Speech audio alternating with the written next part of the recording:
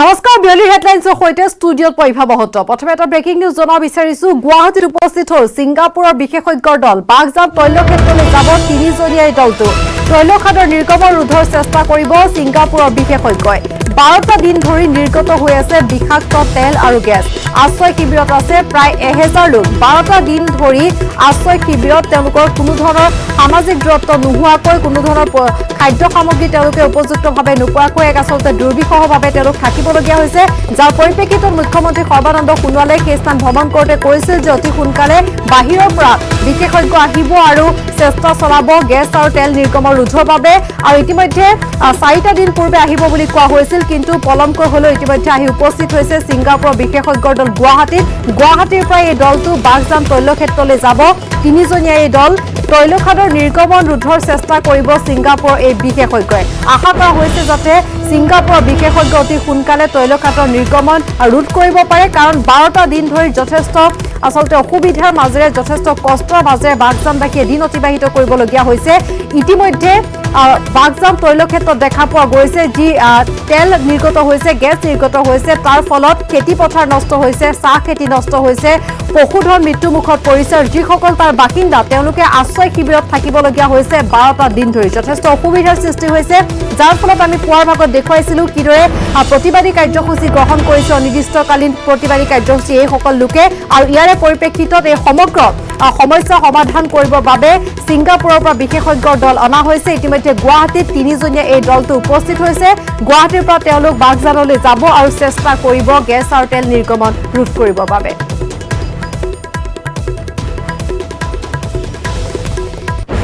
12টা দিন ধৰি নিৰ্গত হৈ আছে বিষাক্ত তেল আৰু গেছ যথেষ্ট অসুবিধাৰ মাজেৰে যন্ত্ৰণাৰ মাজেৰে বাগজানবাসীয়ে দিন অতিবাহিত কৰিবলগীয়া হৈছে আশ্ৰয় শিবিৰত আছে তেওঁলোকে 12টা দিন ধৰি আৰু কৰোনা মহামাৰীৰ ভয়াৱহতাৰ মাজত আশ্ৰয় শিবিৰত কোনো ধৰণৰ সাৱধানতামূলক ব্যৱস্থা তেওঁলোকে অৱলম্বন কৰিব পৰা নাই সামাজিক দূৰত্ব নাই কাৰণ 1000তকৈ অধিক লোকক ৰাখিছে তেওঁলোকে উপযুক্ত খাদ্য সামগ্ৰী পোৱা নাই বুলি অভিযোগ উত্থাপন কৰিছে আমি দৃশ্য দেখুৱাইছো কিদৰে তেওঁলোকৰ বিঘাই বিঘাই খেতিভূমি নষ্ট হৈছে কৃষিভূমি নষ্ট হৈছে চাহ খেতি নষ্ট হৈছে তেওঁলোকে নিজৰ ঘৰত থাকিব পৰা নাই আপোন ঘৰখনেই আশ্ৰয় শিবিৰত থাকিবলগীয়া হৈছে একমাত্ৰ অইলৰ কৰ্তৃপক্ষৰ ভুলৰ বাবে যাৰ পৰিপ্ৰেক্ষিতত আজি পুৱাৰে পৰা অনিৰ্দিষ্টকালীন অনশন কাৰ্যসূচীত বহিছে এই সকল লোক আৰু এই পৰিৱেশ পৰিস্থিতিৰ প্ৰতি লক্ষ্য ৰাখি ৰাজ্যৰ মুখ্যমন্ত্ৰীয়ে কৈছিল যে অতি সোনকালে বিশেষজ্ঞৰ দল বিদেশৰ পৰা অনা হ'ব যাতে এই সমস্যাৰ পৰা সমাধান দিব পৰা যায় আৰু 4-5 দিন পূৰ্বে আচলতে উপস্থিত হোৱাৰ কথা আছিল বিশেষজ্ঞৰ দল কিন্তু অৱশেষত পলমকৈ হলেও ইতিমধ্যে ছিংগাপুৰৰ পৰা বিশেষজ্ঞৰ দল আহি উপস্থিত হৈছে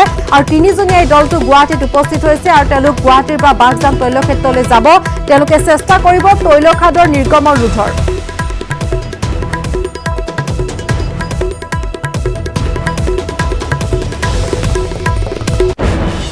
পৰৱৰ্তী খবৰলৈ আগবাঢ়িছো ৰাজ্যত পুনৰ 92 গৰাকী লোক কৰোনাত আক্ৰান্ত হৈছে ৰাজ্যত 2565 গৰাকীলৈ বৃদ্ধি হৈছে কৰোনাত আক্ৰান্ত লোকৰ সংখ্যা 39 জন হোজাই 24 জন ধুবুৰী 10 জন নগাঁৱত চিনাক্ত কৰা হৈছে 7 জন গোলাঘাট 6 জন মাজুলী 5 জন লখিমপুৰত চিনাক্ত এজন ধেমাজি চিনাক্ত হৈছে কোভিড-19 বৰ্তমানলৈ আৰোগ্য লাভ কৰিছে 588 জন লোকে চিকিৎসাধীন হৈ আছে 1970 গৰাকী লোক নতুনকৈ পুনৰ চিনাক্ত হৈছে কোভিড-19 পজিটিভ শেহতীয়াভাৱে পুনৰ 92 জন লোকৰ শৰীৰত ধৰা পৰিছে কৰোনাৰ অৱস্থিতি ৰাজ্যত এতিয়ালৈকে 2565 জনলৈ বৃদ্ধি হৈছে কৰোনাত আক্ৰান্ত লোকৰ সংখ্যা 39 জন হোজাই 24 জন ধুবুৰী 10 জন নগাঁৱত চিনাক্ত কৰা হৈছে 7 জন গোলাঘাট 6 জন মাজুলী 5 জন লখিমপুৰত চিনাক্ত এজন ধেমাজি চিনাক্ত কোভিড-19 আৰু বৰ্তমানলৈকে আৰোগ্য লাভ কৰিছে 588 জন লোকে চিকিৎসাধীন হৈ আছে 1970 জন লোকে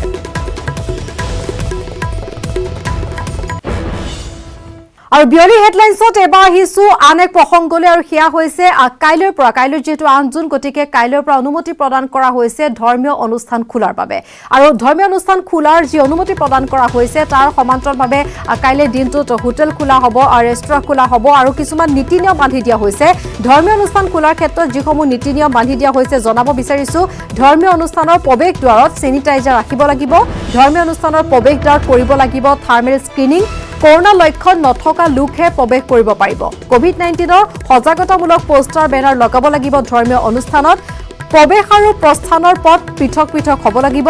বিগ্ৰহ ধৰ্মীয় গ্ৰন্থ আদি কোনো স্পৰ্শ কৰিব নোৱাৰিব। প্ৰসাদ পবিত্ৰ জল আদি দৰ্শনাৰ্থীক দিব নোৱাৰিব। এইসমূহ নীতি নিয়ম তেওঁলোকে মানি চলিব লাগিব আৰু এইসমূহ নীতি নিয়মৰ মাজেৰে কাইলৈৰ পৰা খুলিব পাৰিব ধৰ্মীয় অনুষ্ঠানসমূহ।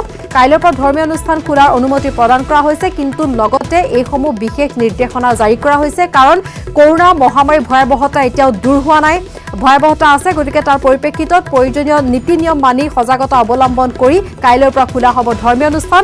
আৰু এই বিষয় সন্দৰ্ভত কথা পাতিবৰ বাবে আমি এই মুহূৰ্তত পোনপটীয়াভাৱে সংযুক্ত হৈছোঁ আমাৰ সাংবাদিক বলেন ভট্টাচাৰ্যৰ সৈতে। বলেন, আপোনাৰ কাষলৈ আহিছোঁ। ইতিমধ্যে যিসমূহ গাইডলাইন দিয়া হৈছে আমি আমাৰ দৰ্শকক জনাইছোঁ। কাইলৈৰ পৰা ধৰ্মীয় অনুষ্ঠান যিহেতু খোলা হ'ব, আৰু কি খবৰ আছে আপোনাৰ হাতত আৰু কোন স্থানত আপুনি উপস্থিত আছে?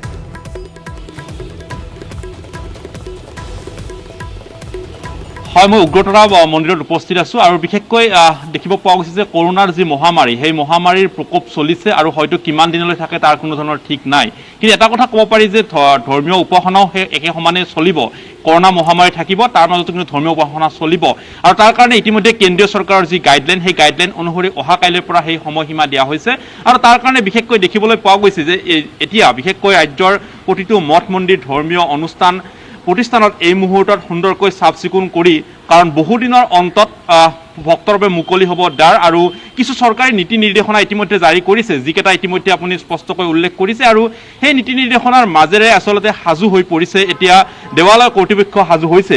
আমি আচলতে কি ধৰণৰ চৰকাৰী নীতি নিৰ্দেশনা যি ধৰণৰ দিয়া হৈছে সেইসমূহ কি ধৰণে অনুসৰণ কৰিব, বা তাৰ ক্ষেত্ৰত আৰু অধিক আচলতে দেৱালয়সমূহ তেখেতসকলে আকৌ অধিক কঠোৰ হৈছে নেকি, বা তেখেতসকলে কি ব্যৱস্থা গ্ৰহণ কৰিব, আমি এই মুহূৰ্তত দলেৰ সৈতে কথা পাতিবলৈ চেষ্টা কৰিম। উগ্ৰতাৰা দেৱালয়ৰ দলেৰ সৈতে আমি এই মুহূৰ্তত কথা পাতিবলৈ চেষ্টা কৰিম, যিহেতুকে কাইলৈৰ পৰা আৰম্ভ হ'ব আৰু ভক্তৰ যিহেতুকে আজি দীঘলীয়া সময় তেখেতসকলে আহিব পৰা নাই মঠ মন্দিৰত উপাসনাৰ বাবে, কাইলৈৰ পৰা হয়তো যথেষ্ট ভক্তৰো হোৱাৰ সম্ভাৱনা থাকিব।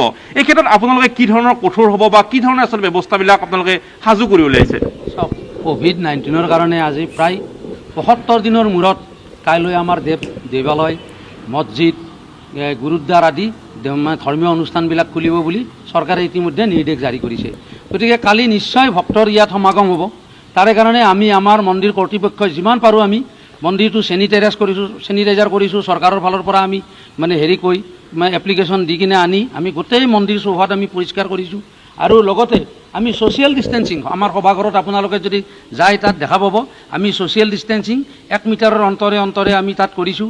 আৰু লগতে হাত ধোৱাৰ কাৰণে আমি চেনিটাইজাৰৰ ব্যৱস্থা কৰিছোঁ। বিভিন্ন ধৰণৰ আমি যিখিনি কৰিব লাগে, আৰু যিবিলাক যাত্ৰীয়ে আপোনাৰ মাস্ক পিন্ধি আহিব, প্ৰত্যেক যাত্ৰীয়ে মাস্ক পিন্ধি আহিব। আৰু লগতে আমাৰ ইয়াত থকা যিবিলাক আপোনাৰ পুৰোহিত আছে বা আমাৰ কৰ্মচাৰী আছে, তেওঁলোকেও মাস্ক পৰিধান কৰিহে যাত্ৰীবিলাকৰ লগত কথা ক'ব, বা যাত্ৰীও তেনেকৈ আহি মন্দিৰত দৰ্শন হ'ব। আৰু আমি ইয়াত কিছুমান ব্যৱস্থা কৰিছোঁ কি, আমাৰ ইয়াত যেতিয়া ফুল দিব, ফুলটো দিওঁতে সদায় ওপৰৰ পৰা দিব। আৰু লগতে আমাৰ মাৰ যিটো পীঠস্থান, সেই পীঠস্থানত তাৰমানে জল ভক্তই স্পৰ্শ কৰে। এতিয়া আমি সেইটো তাৰমানে মন্দিৰ কৰ্তৃপক্ষই ভাবিছোঁ আমি সেই জলটো স্পৰ্শ কৰিব নিদিম। আমি আমাৰ কোষা অৰ্ঘা আছে, সেই কোষা অৰ্ঘাৰে মানে আমাৰ যিবিলাক ভক্ত আহিব তেওঁলোকক দেওবিলাকে ওপৰতে দিব, আৰু তেখেতসকলে মাৰ ভক্তটো লৈ সেই পদজলটো লৈ মাথাত ল'ব আৰু আশীৰ্বাদ লৈ তেওঁলোকে নিজৰ নিজৰ গন্তব্যস্থলীলৈ ঘৰলৈ গুচি যাব। চৰকাৰীভাৱে এটা কথা কোৱা হৈছে যে প্ৰসাদ বিতৰণৰ ক্ষেত্ৰতো তেখেতসকলে নিষেধাজ্ঞা কৰিছে, বা আচলতে প্ৰসাদ বিতৰণৰ ক্ষেত্ৰতো তেখেতসকলে সীমাবদ্ধতা আনিছে। আৰু বিশেষকৈ উগ্ৰতাৰা দেৱালত ভোগ প্ৰদান কৰা হয়, এই ক্ষেত্ৰত বাহিৰৰ যাত্ৰীসকলে ভোগ দিব পাৰিব নোৱাৰিব, এনেকুৱা ধৰণৰ কিছুমান সীমাবদ্ধতা ৰাখিছে নেকি? আমি তেনেকুৱা কৰা নাই। এতিয়া ধৰক এতিয়ালৈকেতো আমাৰ মন্দিৰ খোলাই নাই, কালি খুলিবহে। গতিকে আমি কাইলৈৰ পৰা আমি যাত্ৰীৰ যেতিয়া সমাগম হ'ব আমি দেখিবলৈ পাম, তেতিয়া তাৰে ওপৰত বেছ কৰিহে আমি এই ভোগ ৰাখোঁ নাৰাখোঁ আমি সেইটো সিদ্ধান্ত ল'ম। এতিয়া আমি কোনো ধৰণৰ এই ব্যৱস্থা আমি কৰা নাই। ঠিক একেদৰে আমি যদি কৈলাশ শৰ্মা ডাঙৰীয়াৰ ওচৰলৈ যাবলৈ চেষ্টা কৰোঁ, তেতিয়াহ'লে আমি দেখিবলৈ পাইছোঁ যে ইতিমধ্যে যি কথা কোৱা হৈছে যে বাহিৰত, মন্দিৰৰ বাহিৰত প্ৰতিটো আচলতে অনুষ্ঠান, আচলতে উগ্ৰতা নহয় যে প্ৰতিটো ধৰ্মীয় অনুষ্ঠান মঠ মছজিদত সেয়া থাকিব লাগিব যে এখন ফলক থাকিব লাগিব, তাত যিসকল লোক প্ৰৱেশ কৰিব তাত সীমাবদ্ধতা থাকিব যে 20 গৰাকী লোক তাত প্ৰৱেশ কৰিব পাৰিব, তাত নোৱাৰিব। আৰু যদি আচলতে মন্দিৰ বা এই অনুষ্ঠানসমূহত যদি যথেষ্ট স্থানটো যদি পৰিসৰটো কম হয়, ঠেক হয়, তেতিয়াহ'লে তাৰ সংখ্যা আৰু অধিক কমি যাব লাগিব, আৰু এটা টোকেনৰ ব্যৱস্থা কৰাৰ কথা কোৱা হৈছে। এই সকলোবোৰ আপোনালোকে ইতিমধ্যে ব্যৱস্থা কৰিছে? ইতিমধ্যে আমাৰ দলয় ডঙে এই কথা কৈছেই। মই এইখিনিতে প্ৰথমতে আমি উগ্ৰতাৰা দেৱালয় তথা সদৌ অসম দেৱালয় সংঘৰ প্ৰধান সম্পাদক হিচাপে সমগ্ৰ অসমবাসী ৰাইজলৈকে, দেশবাসীলৈকে শুভেচ্ছা জ্ঞাপন কৰিছোঁ। কাৰণ কাইলৈ এটা ঐতিহাসিক দিন বুলি আমি ক'ব লাগিব। প্ৰায় ৭৫ দিন পাছত এই দেৱালয়বিলাক অৱস্থা যথেষ্ট খুব বেয়া অৱস্থালৈ গুচি গৈছে, বিশেষকৈ পুৰোহিত আৰু দেৱালয়ত কাম কৰা আঠপৰীয়া যোগালীসকলৰ। কিন্তু এটা কথা হৈছে কি, চৰকাৰে যেনেকৈ নহওক আনলক 1ত দেৱালয় মঠ মন্দিৰ ধৰ্মীয় উপাসনা অঞ্চলবিলাক খুলি দিয়া ব্যৱস্থা কৰাৰ বাবে আমি প্ৰথমে আদৰণি জনাইছোঁ। আৰু চৰকাৰী নীতি নিৰ্দেশনা আমি কঠোৰভাৱে পালন কৰিম, এইটো আমি ইতিমধ্যে প্ৰস্তাৱ গ্ৰহণো কৰিছোঁ। আৰু ইতিমধ্যে আমাৰ যোৱা 3 দিন ধৰি চেনিটাইজেশ্যনৰ কাম ইয়াত গুৱাহাটী মিউনিচিপাল কৰ্পৰেশ্যনৰ তৰফৰ পৰা আমাক কৰিছে, কমিশ্যনাৰ ডাঙৰীয়া কৰিছে আৰু ইঞ্জিনিয়াৰ নিজেও আহিছে, আজিও কৰি গৈছে অকণমানকৈ আহি পেলাই। এতিয়া আমাৰ যিটো নিয়ম, এই নিয়মৰ ভিতৰত আমি আমাৰ যিখিনি নীতি নিয়ম থাকিব, সেই নীতি নিয়মৰ ক্ষেত্ৰত আমি এটা চিন্তা কৰিছোঁ যে আমাৰ যদি চৰকাৰীভাৱে আমাৰ নিশ্চয় থাৰ্মেল স্কেনাৰটো দিয়া ব্যৱস্থা নকৰিব। আমি আজি দেওবাৰ হৈ গ'ল, গতিকে আমি চিন্তা কৰিছোঁ কাইলৈ আমাৰ দলয় ডাঙৰীয়াই নিশ্চয় থাৰ্মেল স্কেনাৰ। বলেন এই মুহূৰ্তত আপোনাক ধন্যবাদ জনাইছোঁ আৰু আমি দেখুৱালোঁ ইতিমধ্যে কেনেধৰণৰ নীতি নিয়মৰ মাজেৰে তেওঁলোক সাজু হৈছে। আৰু পুনৰবাৰ এই মুহূৰ্তত নিউজ 18 অসম নৰ্থ ইষ্টক জনাব বিচাৰিছোঁ, কাইলৈ যিহেতু 8 জুন, গতিকে কাইলৈৰ পৰা ধৰ্মীয় অনুষ্ঠান খোলাৰ অনুমতি প্ৰদান কৰা হৈছে। ধৰ্মীয় অনুষ্ঠানৰ যিসমূহ গাইডলাইন আমি সেইবোৰ পুনৰবাৰ জনাব বিচাৰিছোঁ। ধৰ্মীয় অনুষ্ঠানৰ COVID-19 সজাগতামূলক পোষ্টাৰ লগাব লাগিব, প্ৰৱেশ আৰু প্ৰস্থানৰ পথ পৃথক পৃথক হ'ব লাগিব। ধৰ্মীয় অনুষ্ঠানত যিসকল লোক যাব তেওঁলোকক কোনো ধৰণৰ পবিত্ৰ জল আৰু তেওঁলোকক প্ৰসাদ দিব নোৱাৰিব, আৰু তেওঁলোকেও ধৰ্মীয় অনুষ্ঠানৰ বিগ্ৰহ আৰু তাত থকা গ্ৰন্থ বা অন্যান্য স্থানসমূহ তেওঁলোকে স্পৰ্শ কৰিব নোৱাৰিব।